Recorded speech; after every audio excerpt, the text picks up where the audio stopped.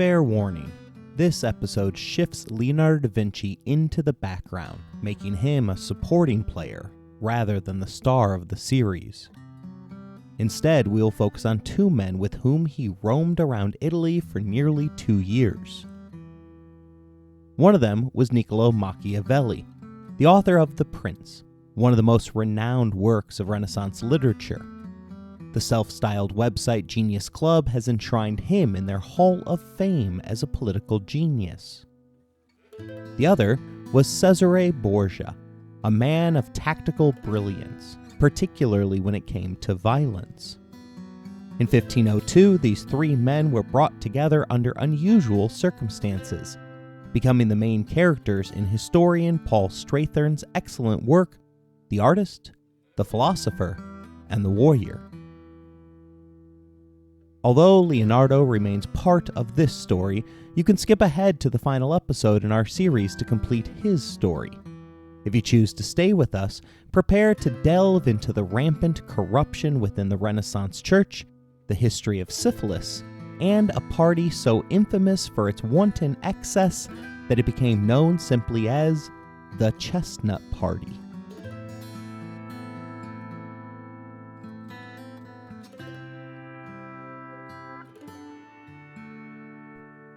You're listening to Empires, Anarchy, and Other Notable Moments, a podcast designed for deep dives that assist in the teaching of history. This series focuses upon the original Renaissance man, Leonardo da Vinci. Episode number 4, The Curious Case of Leonardo's Friends.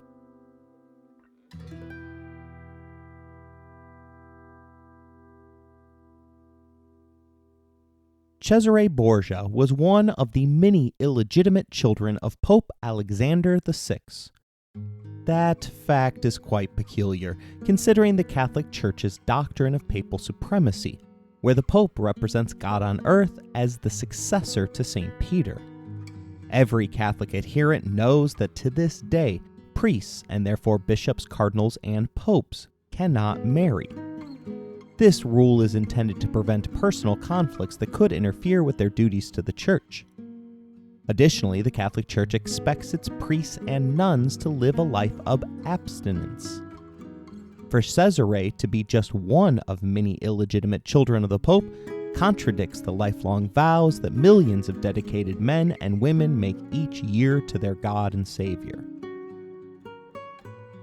The Protestant Reformation, led by Catholic monk Martin Luther, wouldn't begin until 1517. The lightning bolt from heaven that struck him came in 1505. As you'll see, the corruption of Pope Alexander VI was a significant catalyst for calls for reform. For those hoping for progressive change within the Catholic Church, his reign also influenced the doctrine of papal infallibility. This tradition holds that God is obligated to uphold whatever the Church on earth believes to be truth, meaning the Catholic Church is unable to commit an error. While infallibility appears to shield corrupt pontiffs, it only prevents the Pope from issuing heretical teachings, not from committing personal sins. The patriarch of the Borgia family was involved in the church primarily for the power it could bestow. Born in Spain, he was appointed as a cardinal at the age of 14 through the manipulations of his powerful uncle, himself a cardinal with close ties to the Pope. It wasn't until 1918 that cardinals were required to be ordained priests, but once appointed, they were expected to live as men of the cloth. Using their family influence, the future Alexander VI was allowed to perform his duties in absentia. Although he left Spain for Rome, he and his family continued to think of themselves as Spaniards first. An intelligent and capable bureaucrat, he maneuvered behind the scenes to secure powerful positions within the church, amassing a fortune. As Strathern writes, he lived a life more akin to a Renaissance prince than a man of the cloth, equipping his palazzo with sumptuous furnishing and works of art, all in the Spanish style.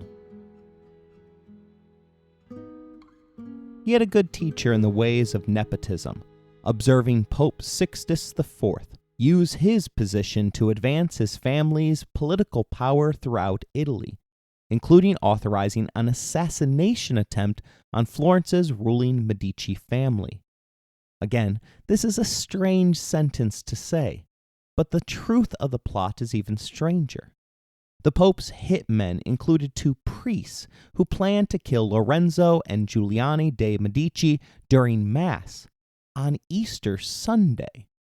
Sixtus sought to transform the church into a secular kingdom, presiding over all the independent Italian city-states. He switched the Vatican's banking accounts from the Medici to their rivals, the more pliable Pazzi family. Assassinating the Medici rulers was seen as a first step in bringing Florence into the new confederation. To avoid the doctrine of papal infallibility, Sixtus merely suggested that it would be best if someone killed the brothers. Yet as pope, he couldn't directly order such a heinous act. Nonetheless, he hired a group to do whatever was necessary to remove the Medici from power. However, the assassins bungled the job. The most effective killer among them refused to murder a man in a church. He had his heart set on ambushing the men at a banquet, but Giuliani hadn't attended. The group feared that waiting any longer would see their plot uncovered, so they advanced on the Duomo on the morning of Easter Sunday. Two men overwhelmed Giuliano, killing him because he was unarmed and ill. Lorenzo the Magnificent, however, fought back with his sword, using his cloak as a shield while his friends came to his aid. Distancing himself from the fight, he managed to escape through the priest's private chambers. Meanwhile, their rival bankers were attempting a coup d'etat on the other side of the city. But Lorenzo's sudden appearance on a balcony rallied the people of Florence to his cause. According to the website Ranker, the crowd began chanting, "Palais, palais, palais," which translates to balls, balls, balls, a reference to the family's crest, which featured several balls or poorly designed pills.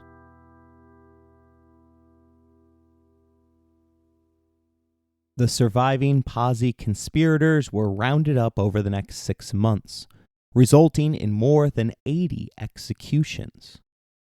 These death sentences were considered must-see entertainment in the ancient world. In fact, a detailed sketch of one conspirator's hanging appears in Leonardo da Vinci's notebooks. The two heads of the Pazzi family suffered brutally for their attempt to wrest power from the Medicis. Historian Christopher Hibbert reveals that Renato de' Pazzi was lynched and hanged. Jacob de' Pazzi, head of the family, escaped from Florence, but was caught and brought back. He was tortured, then hanged from the Palazzo della Signora next to the decomposing corpse of one of the assassins. He was later buried, but his body was dug up and thrown into a ditch. It was then dragged through the streets and propped up at the door of the Palazzo Pazzi, where the rotting head was mockingly used as a door knocker. From there, it was thrown into the Arno. Children fished it out and hung it from a willow tree, flogged it, and then threw it back in the river. Having failed to achieve his goals, Pope Sixtus IV excommunicated Lorenzo Medici, his supporters, and all members of the Florentine bureaucracy for their role in the brutal reprisals that followed in the wake of the conspiracy. The Vatican's decision signaled to the vultures of the Italian peninsula that Florence was finally a legitimate target. Lorenzo continued to cautiously hold the reins of power for another 14 years until his death in 1492. That year proved to be one of the most influential in history. Christopher Columbus embarked on his journey across the Atlantic in search of a route to India. The Spanish Inquisition expelled all practicing Jews from Spain, and Alexander VI was named pontiff of the Catholic Church. Many Eastern Christians viewed the year ominously as the Byzantine calendar flipped to the year 7000.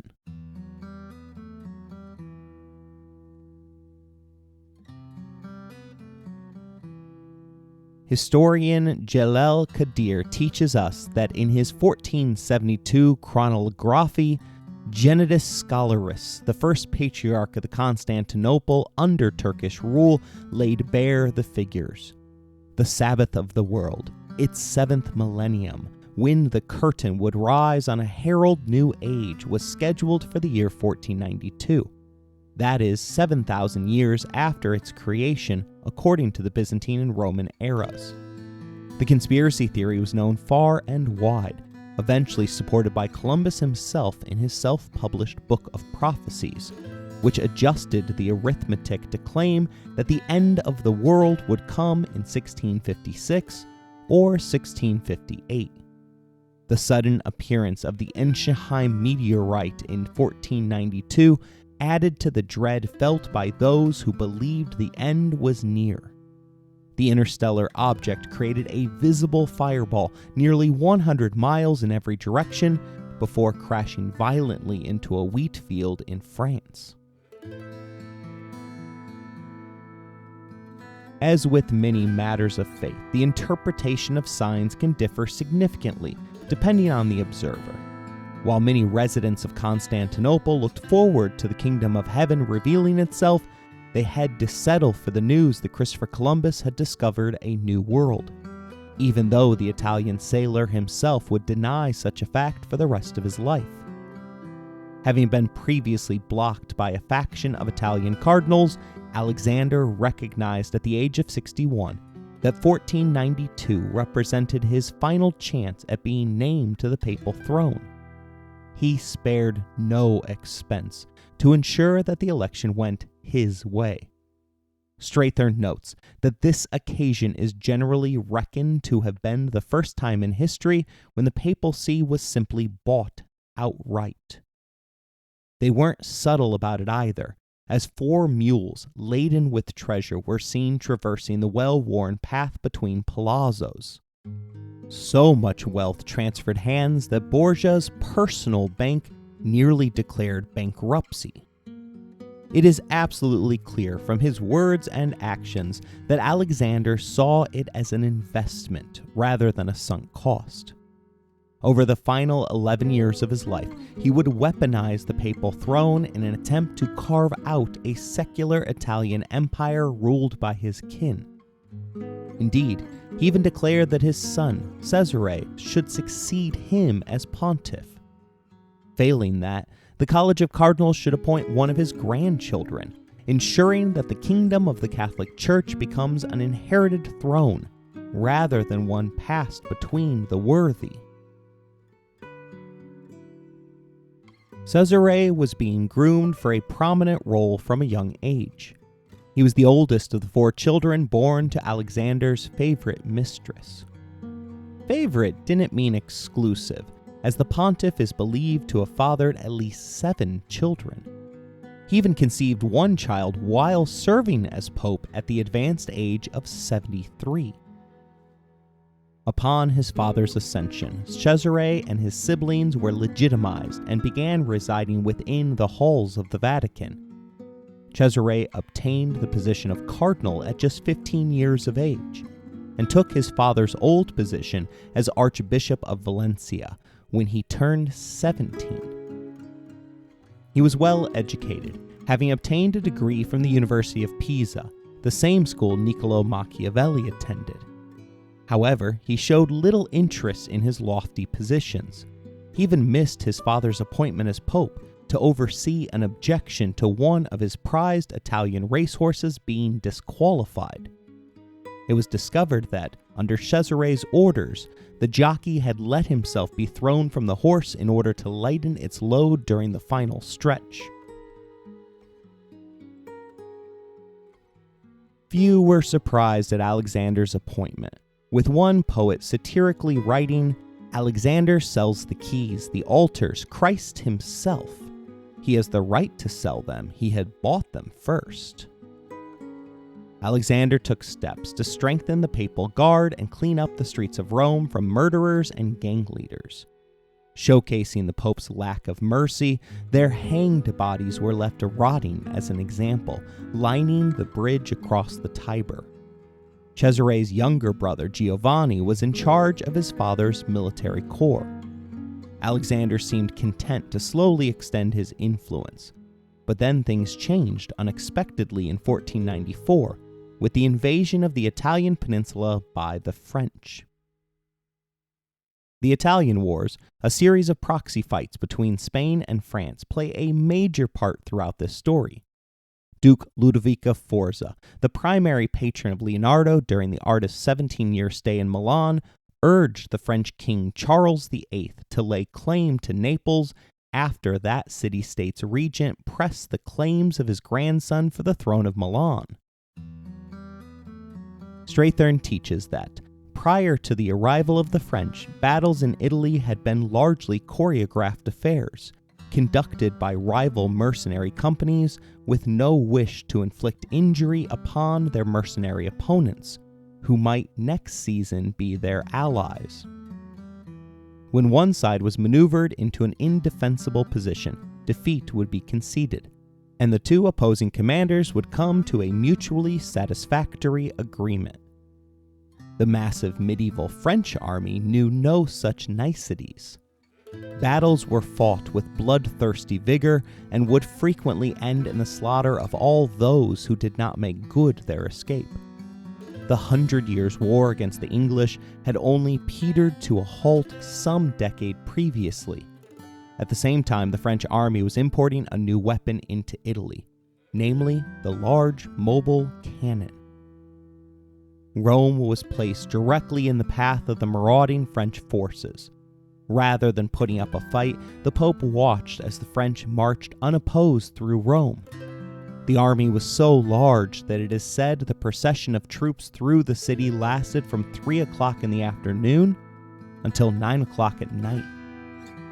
The city was subsequently looted, and the French king insisted on taking Cesare Borgia as his hostage to ensure the Pope's acceptance of Charles's war.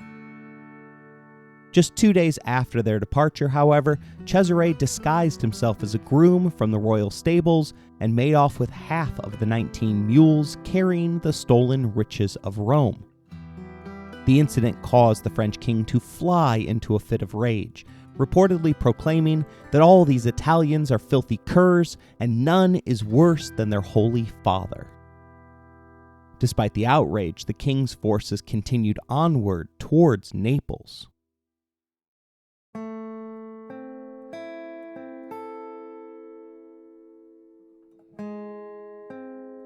Charles' French forces took their lead from the king and rampaged throughout Italy.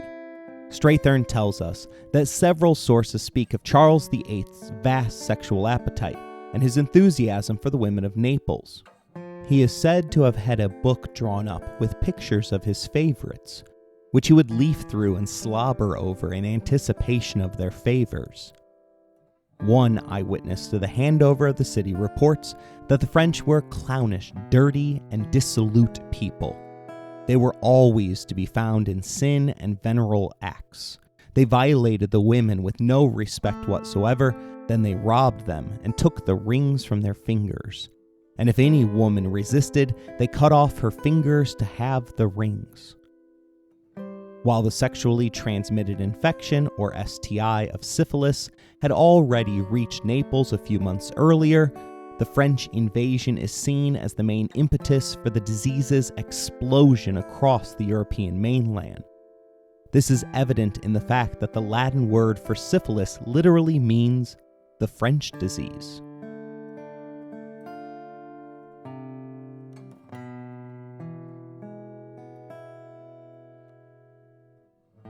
There are two competing theories for the origin of syphilis. The more commonly accepted theory involves Columbus's discovery of the Americas in 1492.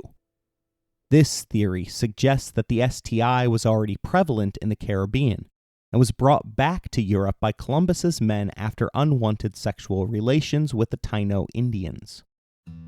The American Society for Microbiology explains further, noting evidence that syphilis first arose in the Old World as a non-venereal infection, which subsequently spread to the Middle East and Eastern Europe in the form of endemic syphilis, and then to the Americas in the form of New World yaws. A strain from the Americas likely underwent genetic mutations and was introduced back into the Old World, giving rise to the parents of a modern syphilis-causing strain. The second theory is that the disease was always present in Europe, but only became recognized after mutating. The American Society of Microbiology continues, writing that the name the French disease was a result of the blame game initiated by the Italians. The disease spread throughout Europe like wildfire, resulting in devastating illnesses that have been described by a victim of the disease, German humanist Joseph Gunpeck, as so cruel, so distressing, so appalling, that until now nothing more terrible or disgusting has ever been known on this earth. Pope Alexander, his son, and other elites all contracted the illness. That should come as no surprise to anyone who understands how STIs spread and how debauched the Borgias were.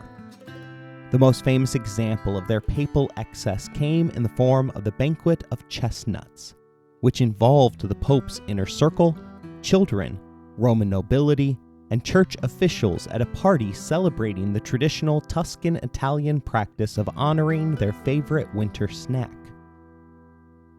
The party was hosted and designed by Cesare Borgia himself. The power brokers of the Vatican all assembled in Cesare's personal apartments for a lavish feast where 50 prostitutes danced for their guests. Things got really depraved after thousands of chestnuts were strewn about the floor. The prostitutes, devoid of all clothing at this point in the evening, were ordered to pick them up while on their hands and knees in whatever manner they saw fit to please their guests. When this proved to be less entertaining than planned, a new challenge emerged to see which guest could sleep with the most prostitutes, with the Pope gleefully declaring that he would have prizes for the winners.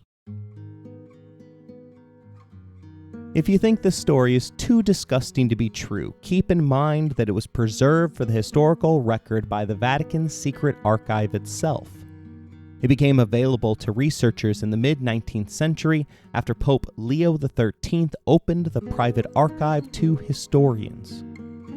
Leo's biggest concern in doing so was that Protestant researchers would use their access to slander or embarrass the Church. Little did he know that the Vatican archive did that precise thing all on its own.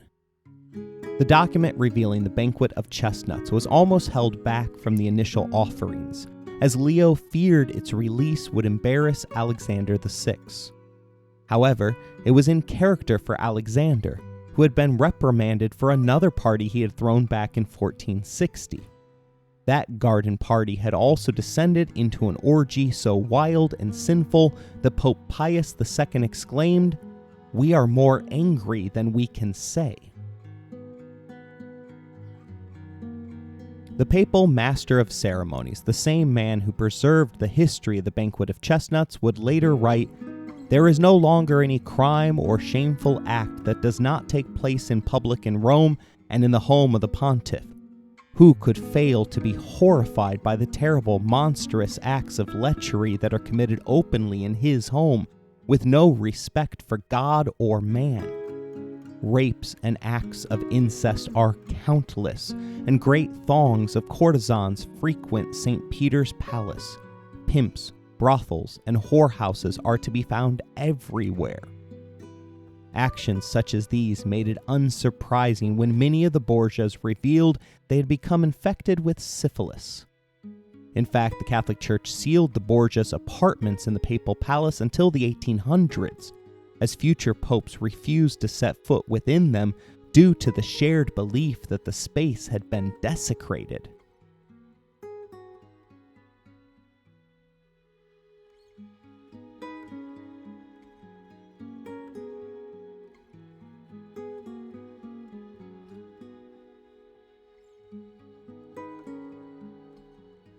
The immoral actions of the French in Naples led to serious pushback. Pope Alexander VI spearheaded the formation of a so-called Holy League, which descended upon Naples to expel the foreign French horde. Although they succeeded in cutting off the French route back home, the French military was far superior to what the Italians had managed to assemble. Machiavelli details the clash of civilizations, stating that the French marched onward over the belly of their foes, so that to those who beheld it, the river appeared like a stream of blood, filled with fallen men and arms and horses cut down by the Gallic sword. The Holy League had to settle for capturing the French baggage train, which contained all the treasure the French had accumulated during their tramp through the peninsula. To a pope such as Alexander, such a thing likely elicited a number of prayers and thanks. Strathern writes that as the French army marched north through Italy, it spread syphilis in its trail, leaving the disease in each region and city through which it passed, before carrying it across the Alps and into France. Once the disease had taken root in Rome, it would then be carried to every corner of Christendom by pilgrims returning home. The course of history changed again in 1497, when Cesare's brother, the man in charge of the Pope's military forces, was found dead in the Tiber River. He had a number of enemies within the city. He was a Borgia, after all. But most historians accept that he was strangled to death by his brother. The death of his favorite son forced Alexander to reshuffle his deck, removing Cesare from the ranks of the church to take over his deceased brother's post in charge of the men-at-arms. A loyalist in that position was considered paramount to the Pope's success. He needed men willing to oversee secretive grand edicts in his pursuit of power. Florence was at the center of many of his schemes, but a number of forces opposed him there. One Florentine priest began to openly preach against his boss, resulting in him being burned publicly at the stake for heresy. The damage was done, however, as the people of Florence had managed to align themselves with the French to ensure their protection from the Borgias. The city-state had ousted the Medici family in 1495, replacing them with a ruling council which included the 28-year-old Niccolo Machiavelli.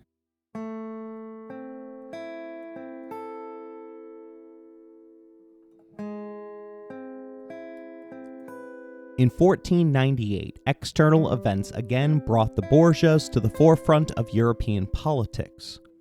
Charles VIII died after falling into a coma upon striking his head on a door beam. His children had all already passed away, so the throne went to his cousin, Louis XII. To shore up his credentials to sit on the throne, he married Charles's widow after receiving a papal decree allowing his divorce. Strathern reveals that Alexander VI made it clear that he would only grant Louis XII his wishes concerning his divorce and the granting of a cardinal's hat to D'Ambrosia, if Louis XII was willing to support Cesare in his bid to marry a French noblewoman who had strong claims to the throne of Naples. Louis XII and Alexander VI entered into a secret agreement, whereby Louis would support the marriage as long as she agreed, and at the same time Alexander would be compensated with further soldiers and money for the papal forces. Cesare soon arrived at Louis's court bearing 16 stallions loaded with treasure for his bride-to-be's dowry. The only problem was that his chosen bride refused to marry him, having fallen in love with another. Strathern writes, the self-confident Cesare now revealed the other side of his character and was plunged into black despair.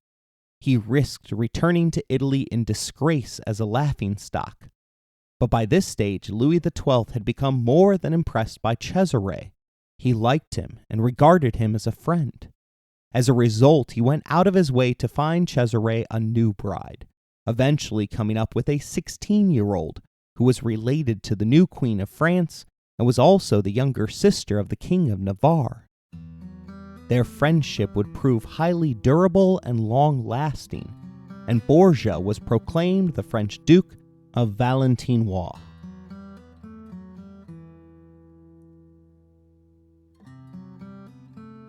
From this point forward, Alexander VI and his son worked secretly in tandem to carve out a large swath of territory in Italy to establish their own family-ruled kingdom of northern Italy, a land they referred to as Romagna.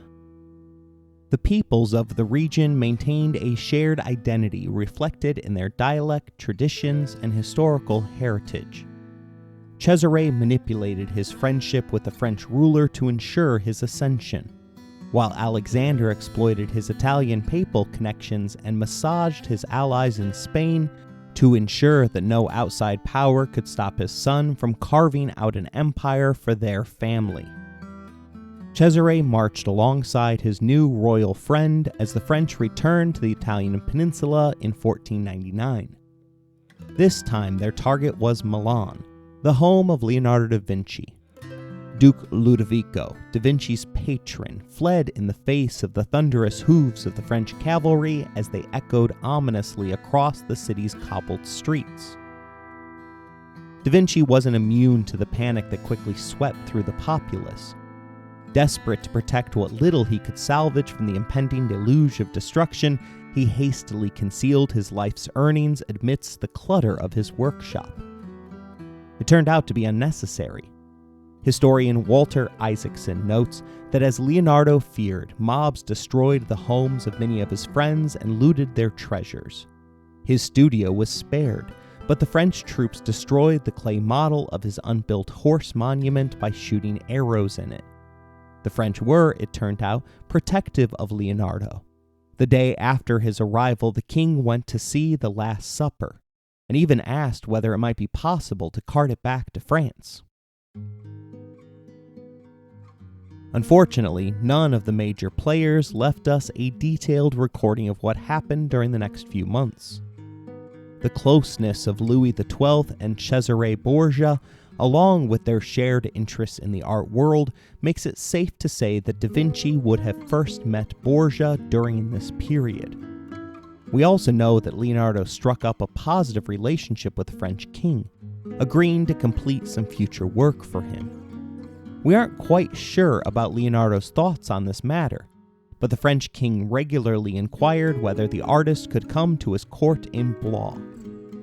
Based on their future interactions, it is likely that Leonardo was either introduced to Borgia or introduced himself as a military engineer rather than a mere painter.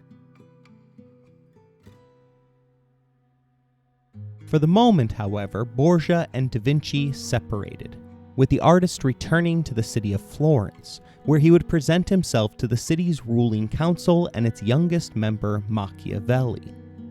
Louis would return to France with his treasures, leaving behind 6,000 troops beneath the capable command of Cesare Borgia. Sensing trouble for the city, Florence dispatched Machiavelli on an urgent diplomatic mission to the French king's court. It was only once the diplomat was away that it became crystal clear that Borgia's forces had set sight upon Florence. The city was woefully unprepared, with one diarist writing that the Florentines had been caught with their breeches down and their arse in a bucket, while all around were laughing at them. For the moment, however, the city remained safe, as Florence's rulers entered into an extortion agreement with the rampaging Borgia. Such actions ensured that it was his family which served as the historical inspiration for the Corleone crime family. Their alliance of friendship only required Cesare to provide 300 troops upon Florence's request. In exchange, Borgias would receive 36,000 ducats for each of the next 3 years. Machiavelli would have been intimately involved in the negotiations, and in this instance, Borgia appears to have gotten the best of the young diplomat. The Pope's son had already figured out the elite value that can be derived from a strong communication corps. Florence was under the impression that Borgia's newest forces on their northern flanks were united with the young commander's main forces.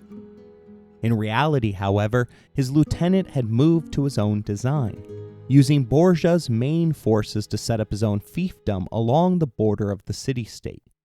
His refusal to follow orders originated from the man's desire to punish Florence for the death of his brother. The city, which had its own treaty with the French, also believed Borgias' lie when he insisted to them that the French king was too far away to react if he chose to invade the city. Lastly, Machiavelli was completely unaware that the French king had already summoned Borgia to travel south to Naples in order to help them push their claim in response to a Spanish attempt to seize the city. Lingering any longer in negotiations would have risked revealing his ruse. The gamble worked, securing the promise of 36,000 ducats annually, as well as convincing Machiavelli to throw in the services of Florence's newest resident, Leonardo da Vinci. Again, we have few details as to what exactly this meant, but we assume that da Vinci was a willing participant, for he immediately departed into the Romana upon receiving Borgia's note from Machiavelli upon his return to the city. Isaacson writes that while Leonardo may have gone to work with Borgia at the behest of Machiavelli and Florence's leaders as a gesture of goodwill, similar to the way he had been dispatched 20 years earlier to Milan as a diplomatic gesture to the Duke, or he may have been sent as a way for Florence to have an agent embedded with Borgia's forces. Maybe it was both. But either way, Leonardo was no mere pawn or agent.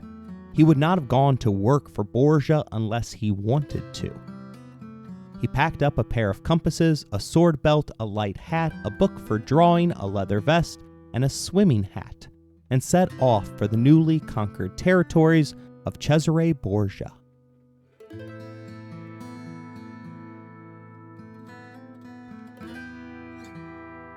Initially, Leonardo was put to work in 1502 inspecting the warlord's newly acquired territories. His latest liege lord armed him with a note that his citizens were to grant the artist free passage, granting him access to inspect all strong points throughout the dominion.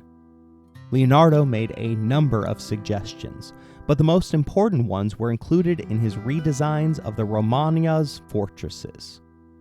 Da Vinci had figured out through scientific experimentation that rounded walls did a far better job of absorbing the damage from a cannonball. With the French looming throughout Italy as the dominant power largely due to its artillery, such suggestions were quickly implemented. Having completed his travels throughout the kingdom, the artist expected to deliver his recommendations to his new employers at the city of Urbino. The conversation never happened, however, as Borgia stood him up, greatly vexing Da Vinci, who wrote repeatedly in one of his notebooks the phrase, "Where is Valentino?"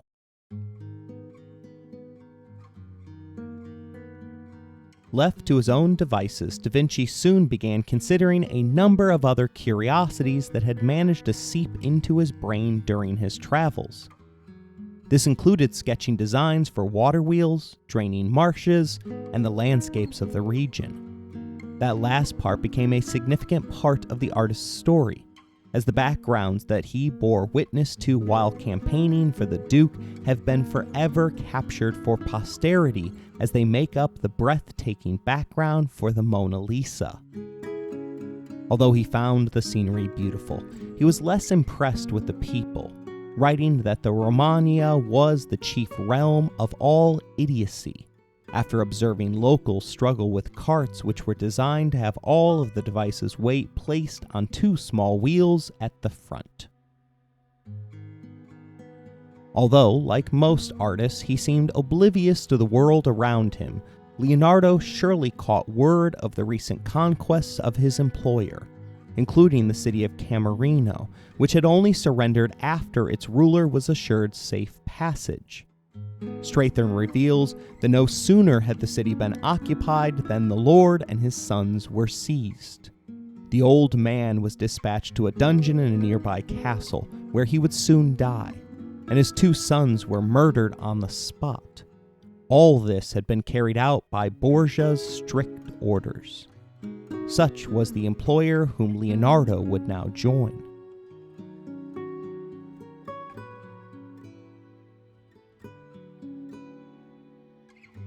Cesare's unexplained disappearance was a shock to Da Vinci, but not to those who knew him best. Although he had an appointment with Leonardo, Borgia had instead slipped out of his own city dressed as a knight of St. John in order to rush to the side of King Louis XII. The urgency that he acted with was that of a child who had just realized that their parent was about to catch them in a lie.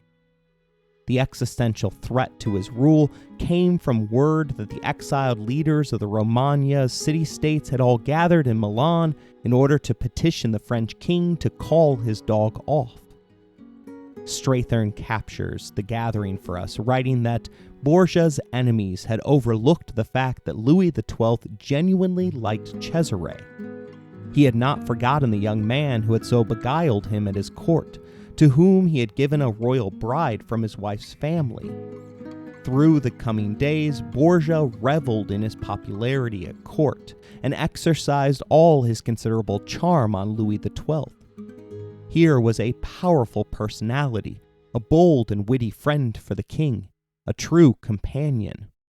He had chosen to come to his friend, to acknowledge his allegiance, and thus place his fate in the king's hands. Louis was touched. Borgia's enemies began to melt away from court.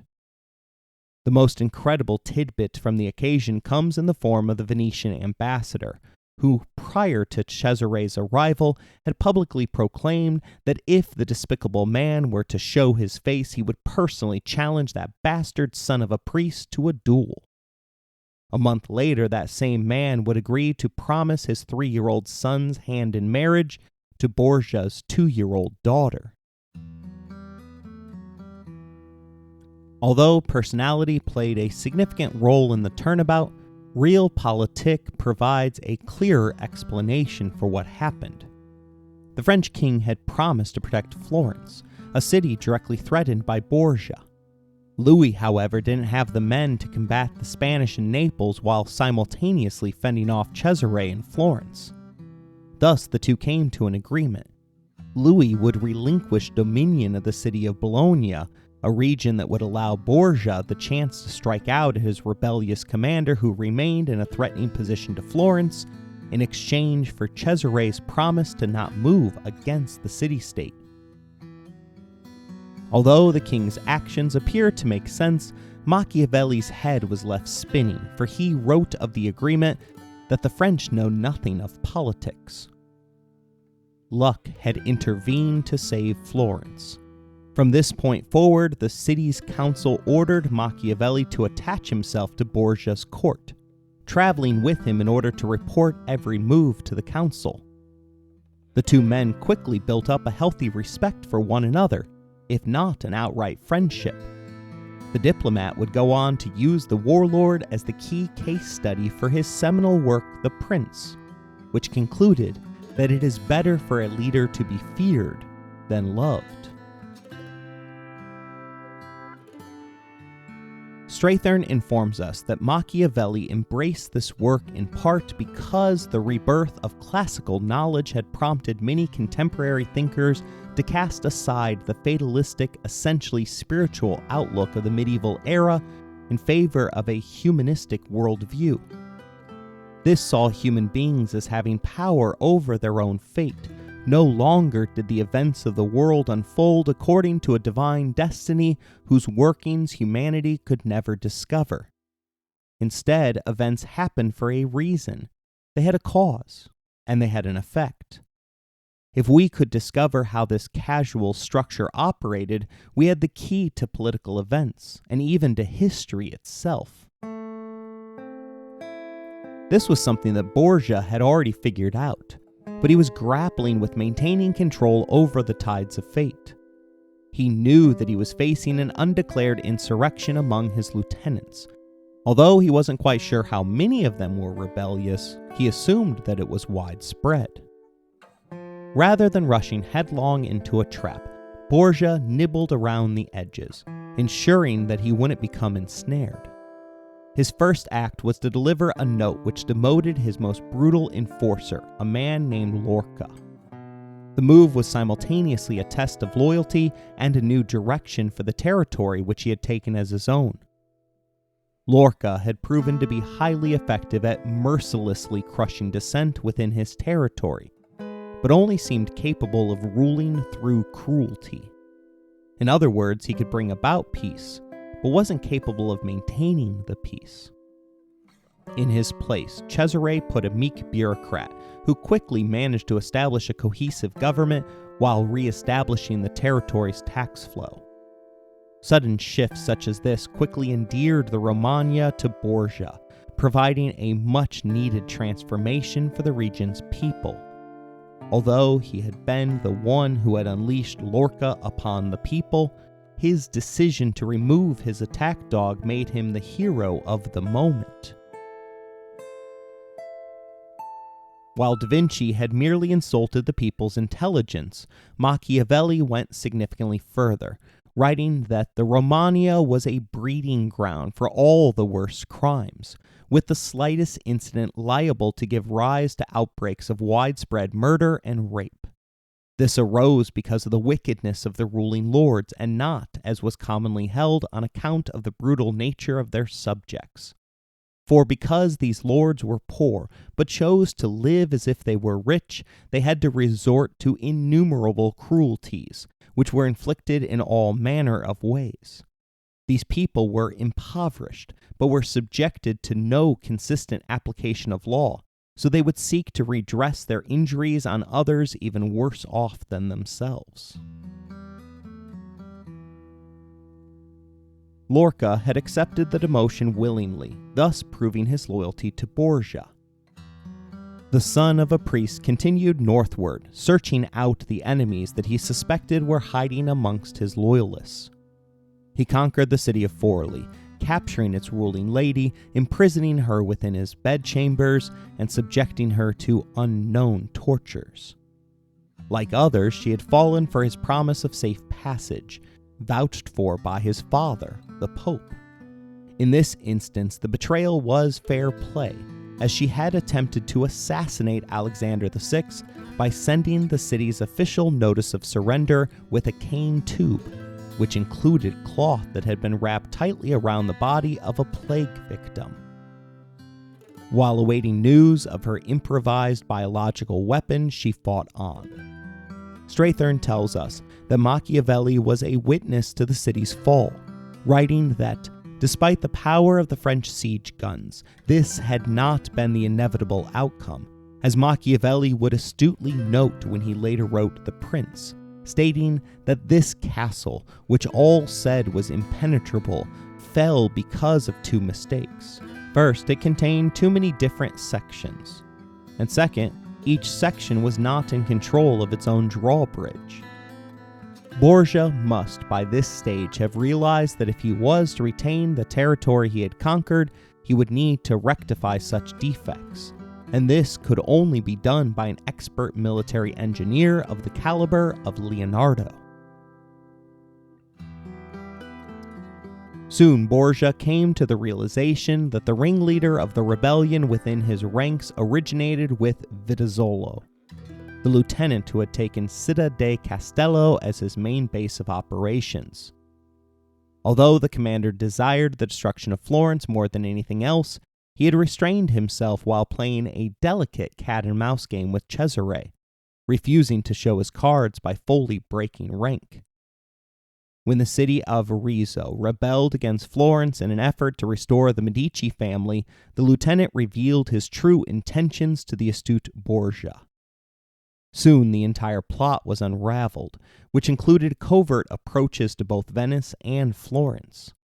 The group had formed up, in their own words, in order not to be devoured by the dragon one by one, but they were unable to secure the backing of an established power. Having been caught with their hands in the proverbial cookie jar, the rebels fell for one of Borgia's favorite moves. He offered each of his disloyal servants the chance to come back into his good graces. He sealed his promises with letters that assured his former allies the protection of his father, the Pope. The conspirators were tempted by the offer, but rejected it in favor of direct action against their former overlord. The impetus for their decision came after leaks from the negotiations, which had encouraged a rebellion that had incredibly managed to secure an impenetrable cliff-top fortress of their own. The castle had fallen after rebels disguised as carpenters had left an order of heavy beams upon the drawbridge. When the surprise attack was sprung, the added weight on the bridge prevented the defenders from raising it. When Alexander heard of the rebellion against his son's rule, he was said to have raged like a bear. But Cesare Borgia remained calm, biding his time. His forces began a calm, tactical retreat. Having not expected any fighting, Leonardo was there, witness to his first military encounter. Up until this moment, his efforts at designing weapons of war had been confined to the pages of his notebooks. His fantastical mind and the hastily constructed prototypes that he had built as mere proofs of concept. Although the memory would be etched in his mind, Leonardo never wrote directly about what he saw. Yet we can see the detail in his descriptions for the design of the painting of the Battle of Algalhari as hints of what he must have felt. Strathern describes for us what happened, writing that on October 15th, the rebels surprised Don Michel's troops at the tiny village of Calmazo, where Borgia's Spanish troops were heavily outnumbered and routed. Don Michel just managed to escape with his life, and Moncada was taken prisoner, while the survivors beat a hasty retreat to barricade themselves at Fano on the Adriatic coast. Once again, Leonardo must have been lucky to survive, but the lethal melee he had witnessed would make a deep and lasting impression, which would have a transforming effect upon both the man and his art. Eventually, the artist and the surviving forces holed themselves up within the city of Imola. Trapped within the unfamiliar city, Da Vinci used a mechanical device of his own design to create a breathtakingly beautiful map of the city from a bird's-eye view. Although maps with such a vantage point are common today, they just didn't exist during Da Vinci's time. The cartography took time, but due to his calculations, the finished product was exceptionally accurate and allowed Borgia to better plan for the upcoming defense of the city. Time was on their side. In addition to his tax revenue from the Romagna, Cesare had direct access to funds from the Vatican and hired elite soldiers from Switzerland and Gascony. Machiavelli kept Florence abreast of what was going on, pointing out that Cesare had spent in the 2 weeks since I have been here as much money for couriers and special messengers as anyone else would have spent in 2 years. The warlord instinctively knew what Napoleon Bonaparte would claim centuries later, that war is 90% information. A month after the initial attack, it appeared that the rebels were finally willing to negotiate. Machiavelli reported that it is impossible to discern what the Duke has in mind. I cannot see how he can pardon such a treaty, nor how the rebels can lay to rest their fears over what he will do to them. Yet they did reach an agreement, exchanged through a series of letters which put it all behind them in the interests of creating a fabulous new kingdom in Italy. It was, of course, all a ruse. On December 10, 1502, in the midst of a snowstorm, Borgia moved all of his forces out of the city. He had quickly amassed a gigantic fighting force of 12,000 men. Machiavelli notified Florence that they were fleeing southwest towards Cesena, leaving behind the famished city of Imola, where Borgia's troops had devoured everything down to the stones. His forces crossed the Rubicon and reached their destination on December 26, fanning out in every direction in small detachments in order to hide the true extent of their size. All the people of Cesena saw were Borgia at the head of a sorely depleted and exhausted force. 5 days later, he rode out of the city in order to meet his former friends, the men who had for more than a year conspired against him, the men whom he had recently promised that everything would be forgiven.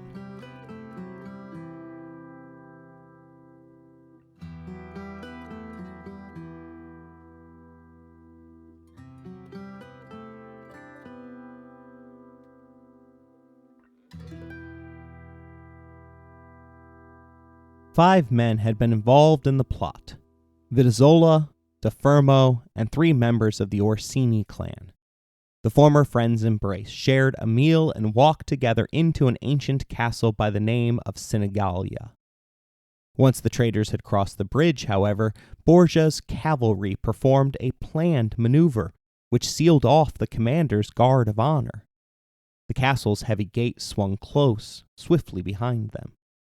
Cesare quickly reassured his targets that nothing foul was afoot as he led them up the main stairway to the salon for some refreshments. Here he sat and chatted with his old friends before letting them know that he had to go relieve himself. His departure from the room was the agreed-upon signal, and his loyalists quickly moved in to bound the hands of the traitors. Their forces assembled outside had quietly been disarmed without a fight after their commanders had been cut off from them. The plan had gone off without a hitch, and Borgia was eager to finally spill the beans, informing Machiavelli that this plan had been devised 6 months earlier, and in all that time Borgia hadn't told a soul in order to ensure that it stayed confidential. While he sat with the diplomat in celebration for pulling his plan off without a hitch, Machiavelli slinked away to note that the sack of the town continues, although it is now the 23rd hour. I am much troubled. All of the conspirators were put to death, garroted according to the Spanish custom of the period.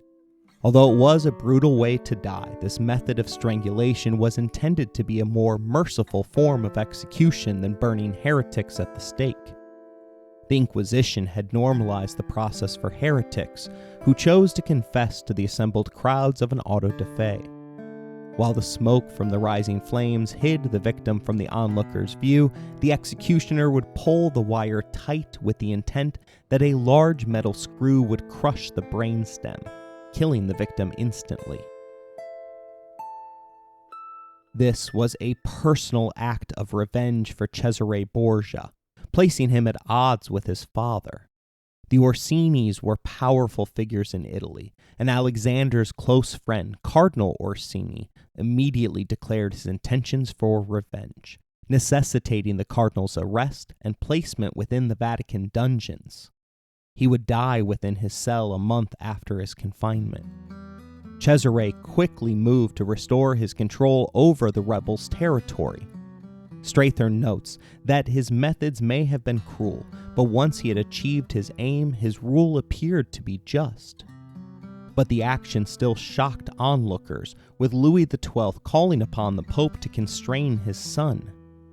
Alexander publicly did so, but in secret the two continued onward in lockstep. Only now did signs creep out that the Romagna was merely a small portion of the family's master plan. They intended to unite all of the Italian peninsula beneath their autocratic rule.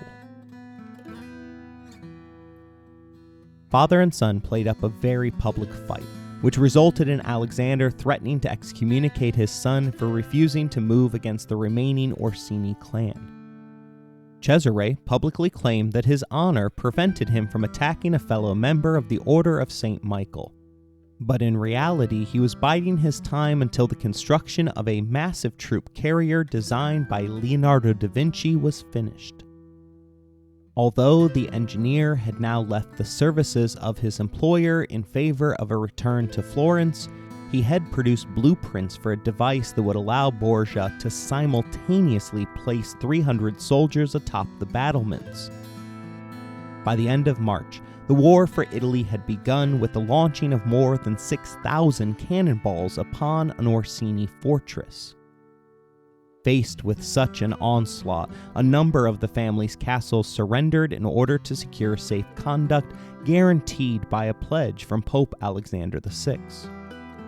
On April 11th, Louis played his part, ordering a truce between the warring families.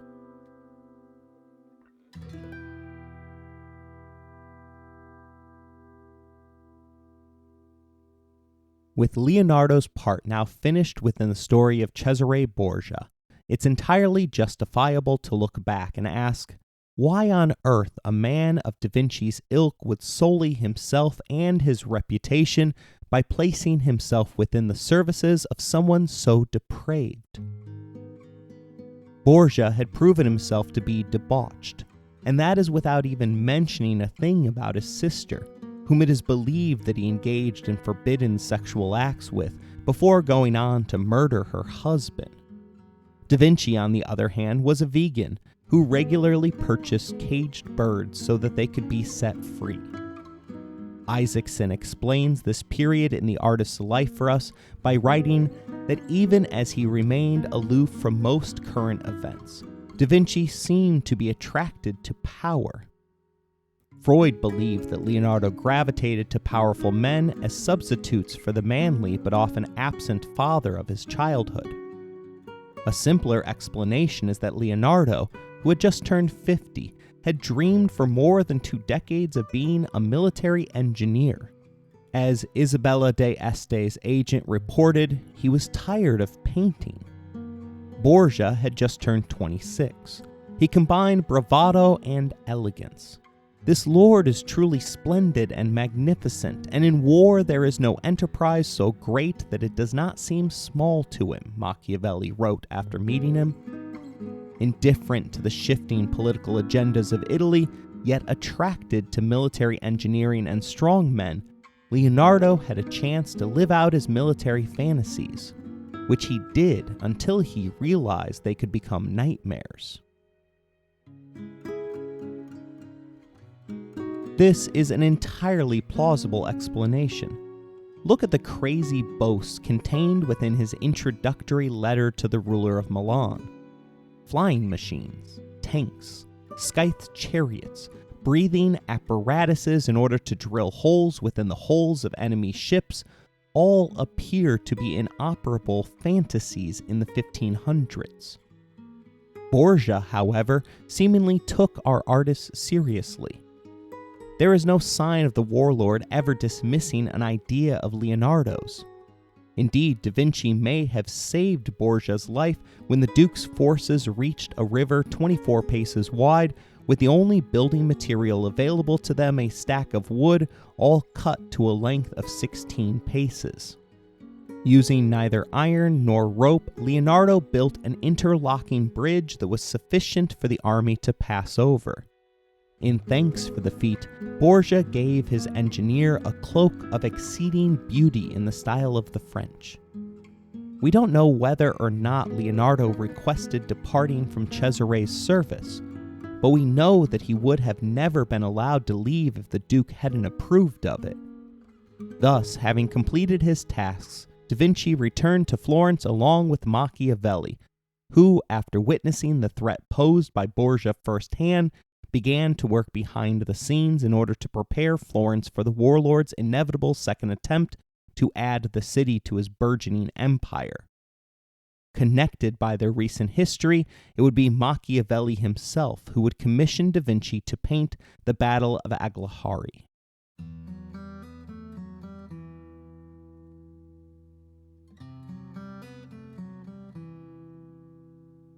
While this is the end of Leonardo's portion of the story, I will continue Cesare Borgia's story with a little bit more levity. Strathern tells us, "It now became clear to many what Alexander VI had meant when, following the events at Singali, he had boasted, 'What has happened so far is nothing compared with what is planned for the future.' Once Borgia had taken Florence and established himself in northern Italy, he would then, with Venetian help, drive the Spanish from Naples and eventually unite the whole of Italy under his family's rule. It was at this moment that God himself appeared to alter the Pope's equation.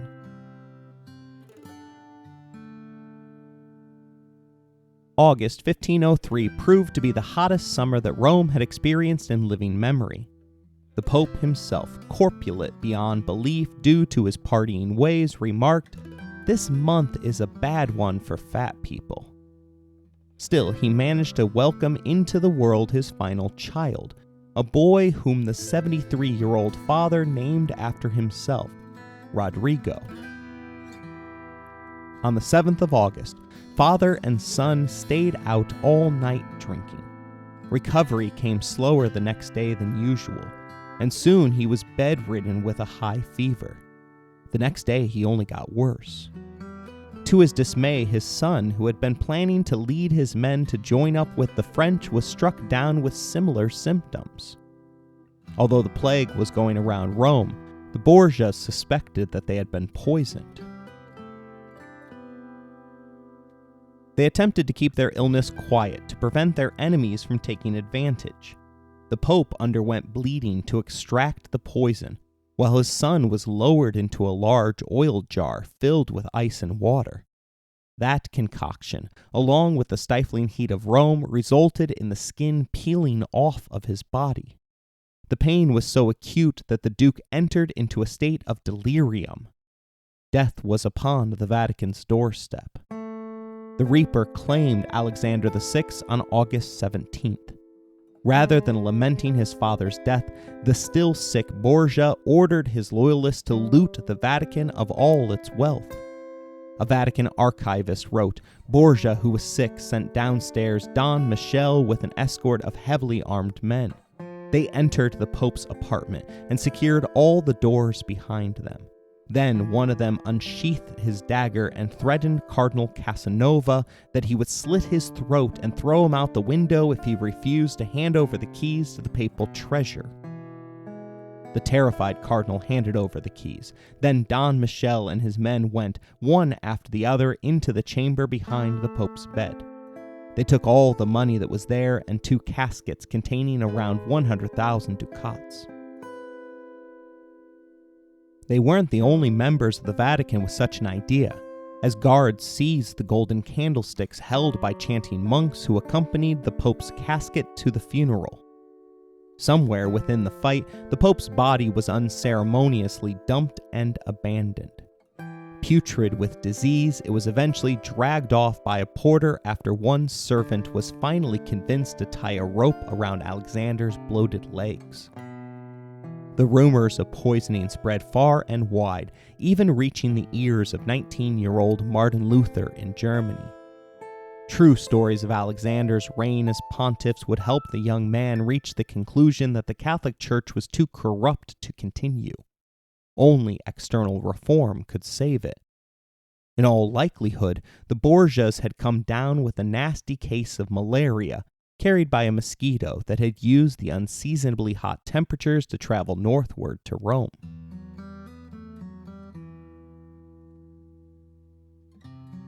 Devoid of his father's heavenly protection, Borgia was too sick to travel to his seat of power in the Romagna. He suffered a serious relapse on the day of his father's funeral and could only witness the organizing of Rome's rival families, all of whom were calling in old debts. Emboldened by his reluctance to show his face in public, his enemies began to move back into their former territories, once again carving up northern Italy into independent fiefdoms. Still, Strathern points out that while his limbs were emaciated, his head a mere skull drained of flesh, and his feet so swollen that he would have been unable to stand, the inner man remained as ever, his ruthless will unimpaired. The Spanish and French delegations fought viciously over the political appointment of the next pope, but were unable to secure the 2/3 majority in the College of Cardinals to seat a man beneath their influence. Eventually, they settled on a compromise candidate, one so old and decrepit that he would be dead within a month.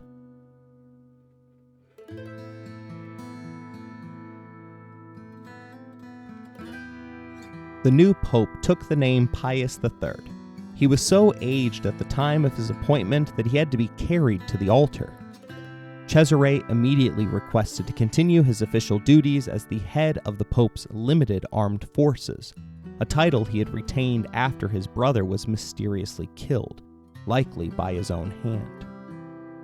He received his request, yet Pius intended not to be seen as a war pope, and predicted to an advisor that he foresaw that through divine punishment, Cesare would one day come to an evil end.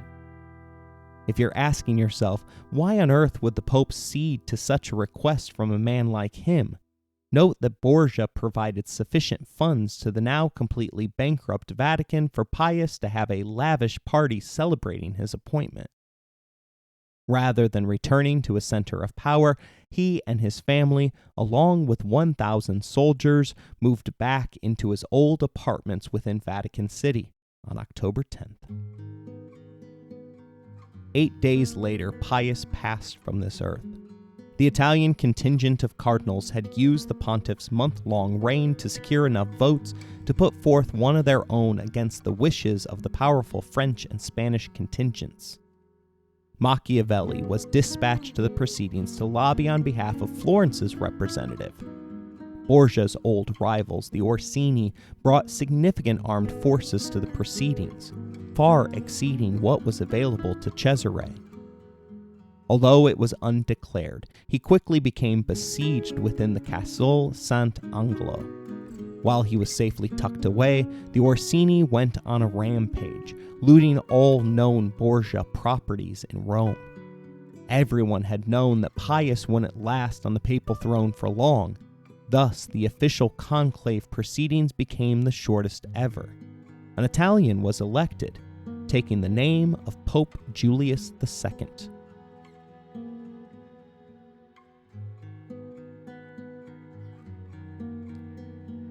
The patron of Raphael intended to be a powerful figure in Christendom, preaching that it was his way or the highway. He was known to fly into fits of rage, but always put the church ahead of his own personal goals and ambitions. His first order of business was to reassure Cesare Borgia, but Machiavelli saw the truth behind the pontiff's actions, writing that Borgia allows himself to be carried away by the rash confidence he possesses, to the point where he believes that the promises of other men are more to be relied upon than any of his own promises. He will be deceived, owing to the natural hatred which his holiness has always felt for him. The Pope will not readily forget the 10 years' exile he was forced to endure at the hands of Cesare's father. Although he wasn't a prisoner, Borgia found it impossible to escape. Machiavelli recounts that he was paralyzed with indecision, suspicious of everyone, and generally unhinged in his behavior.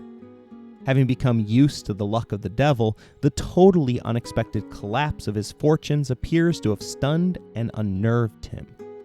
He managed to reach his troops on November 19th and began to subdivide them to execute a plan which he refused to divulge to anyone else. These actions apparently incriminated him, and Pope Julius ordered his apprehension and subsequent imprisonment on one of his galleys.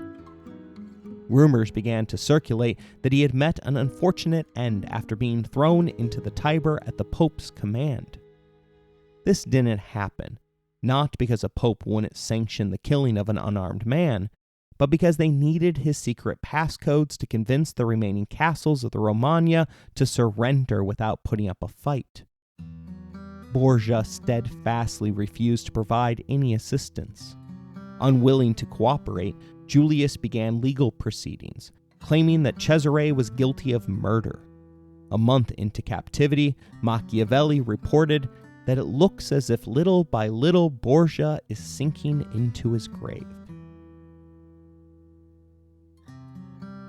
2 months into captivity, Borgia broke and ordered the surrender of every castle in the Romagna in exchange for the right to depart freely from the Pope's prison ship.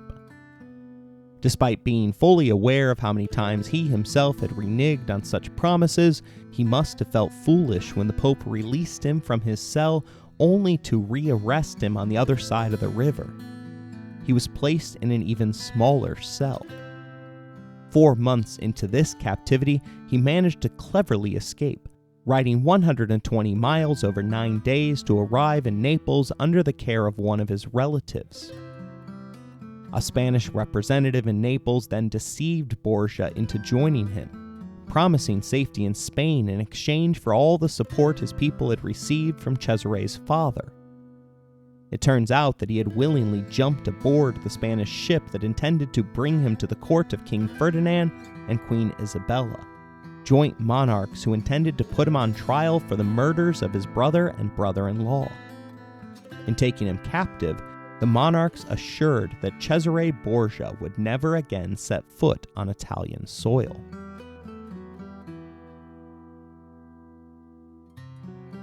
He would make a few more attempts at a daring escape from his fate, including descending down the walls by a rope made of knotted sheets. That attempt was foiled by the breaking of his rope, resulting in the painful breaking of his collarbone. When Isabella passed away, however, Ferdinand began to wonder if Borgia was more valuable to him alive. The king, who had created the Spanish Inquisition to lay the foundation for absolutism in Spain, still sought to play the great game by exerting his influence upon the Italian peninsula. It was while Ferdinand was overseas that Cesare managed to once again let himself out of his cell via a rope made of ropes. Rather than breaking, this time the rope was cut by the distraught guards who discovered his empty cell. The fall to the ground injured him sufficiently that he had to be tied to the back of his horse by his supporters, who carried him 60 miles to safety. He was welcomed in Navarre by its king, who happened to be his brother-in-law. Having nowhere else to turn, he offered his extensive military skills to his savior, who was in the midst of a civil war.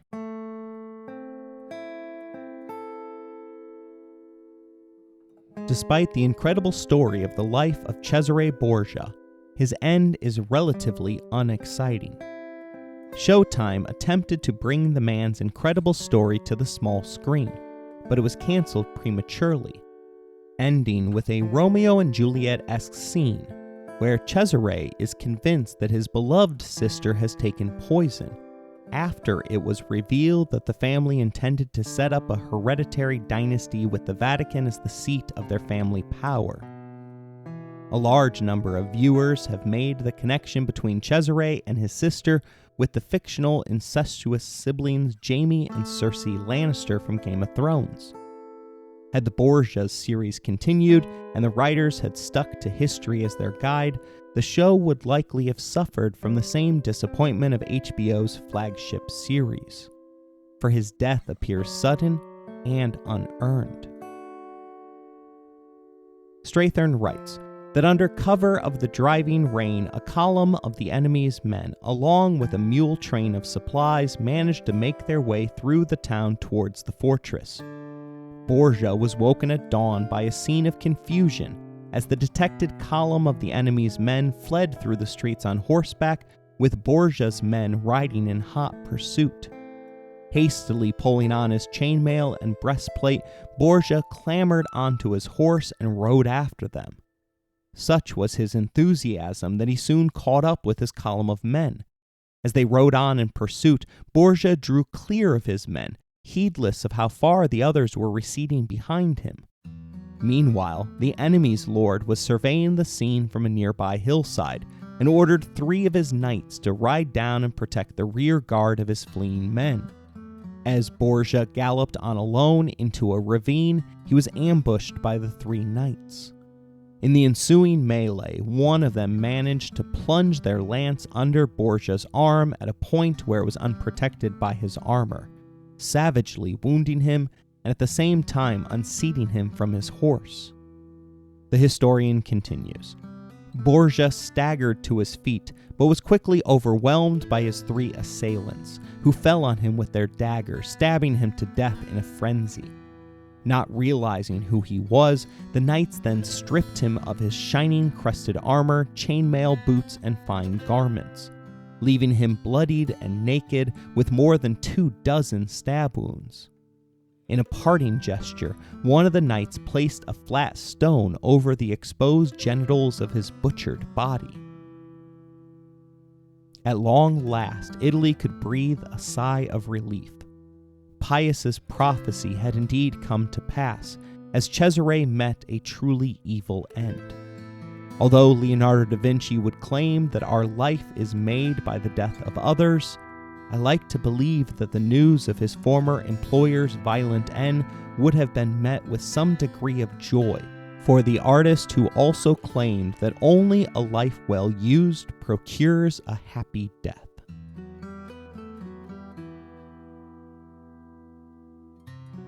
I hope you enjoyed today's episode.